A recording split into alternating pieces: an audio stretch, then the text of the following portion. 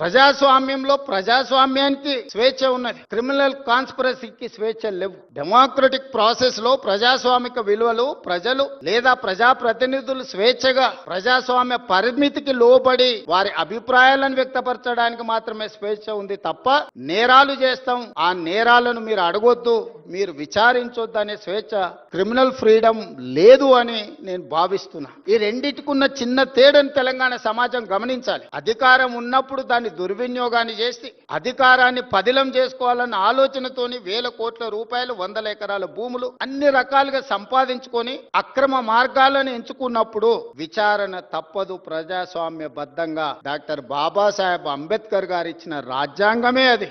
ఒకసారి హోదాకు వస్తే ఏ నేరాలు చేసినా ఆ నేరాలను విచారించకూడదని ఎక్కడా లేదు. మధ్య యుగాల చక్రవర్తులు రాజుకు బాధ వస్తే రాజ్యానికి బాధ వచ్చినట్టు, రాజుకు సంతోషం కలిగితే రాజ్యమంతా సంతోషంగా ఉన్నట్టు మధ్య యుగాలలో చక్రవర్తులు అనుకునేవాళ్ళు. మధ్య యుగాల చక్రవర్తులు ఈనాడు కాలం చెల్లింది. ఈ రోజు ప్రజాస్వామిక బద్ధంగా జరిగే విచారణలు ఎవరైనా ఎదుర్కోవాల్సిందే.